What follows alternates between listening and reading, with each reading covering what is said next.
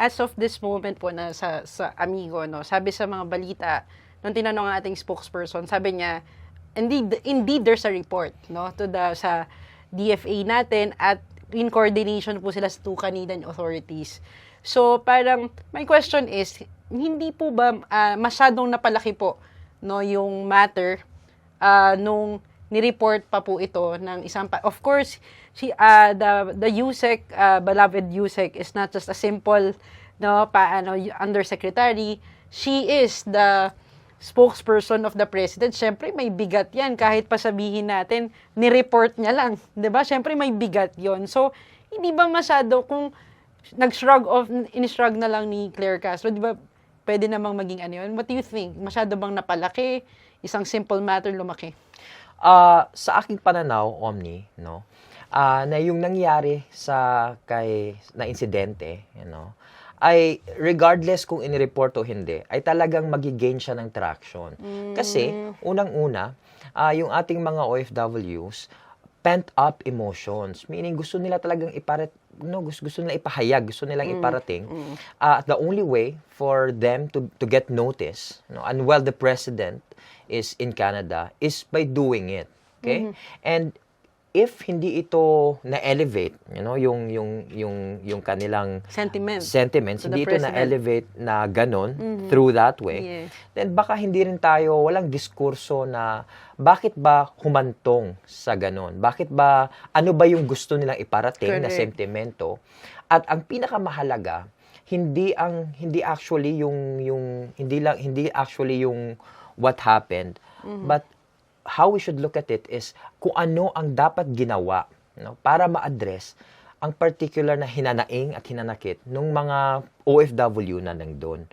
So, it should be elevated into the national discourse. Kasi only by that na pwede nating matugunan kung ano man yung mga pangangailangan ng ating mga OFWs na nasa Canada at hindi lang sa Canada, sa iba't ibang parte ng mundo. You were talking about, now you're discussing, Amigo, about protocols, right? So, from what I've read in the news articles, Amigo, sa Canada, which is nandun yung mga protesters, it's a protected speech, right? But there's a report by a Filipino citizen sa DFA, now they're in coordination. Now, sa perspective ng mga OFWs, mga kababayan natin, who is genuinely expressing their sentiment to the president, no? Karapatan din naman nila. May possibility ba? Possibility lang naman na ma-absuelto sila dito.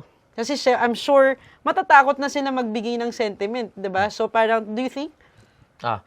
Unang-una, yung ginagawa lang ng DFA, as per reports, they're only probing into the incident. Probing, meaning to say, na iniimbestagahan lang nila kung ano yung nangyari dun sa allegedly na panghaharas ng ating mga Pinoy.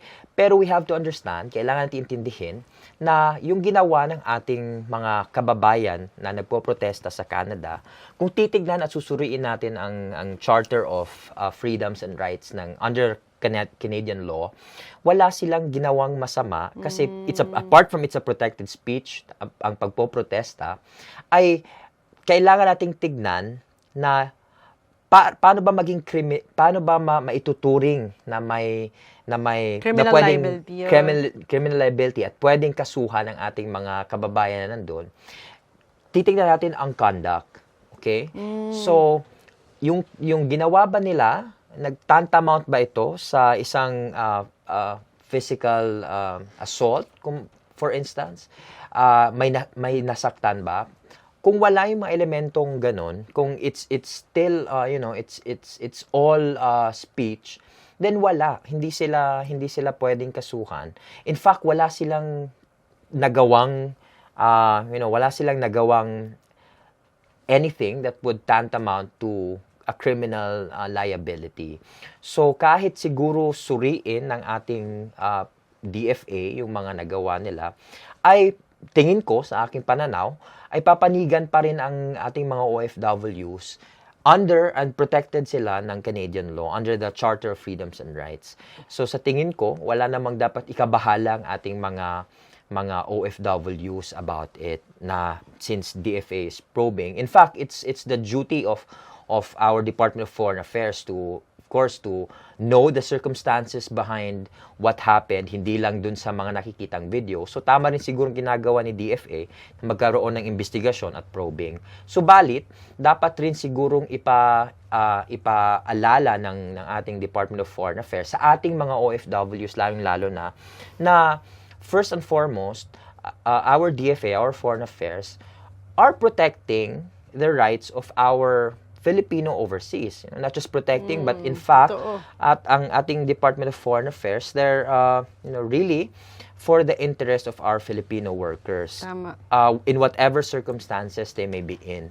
So sana ang ating Foreign Affairs ay sana ay maiparamdam din nila sa ating mga kababayan na although they are probing into what happened, kasi nga it was a official visit din ng ating pamahalaan. So naiintindihan din siguro natin na kaya si DFA kailangang umaksyon din sa mga reports, pero ang main na tungkulin talaga ni DFA is para sa interes ng ating mga kababayan abroad. Tama. No, speaking, so sana po yung mga kababayan natin na nanonood or may mga kamag-anak po na involved po dito sa matter na ito will be somehow sana nakapagbigay ng assurance o gumaan siguro sa insights mo, amigo.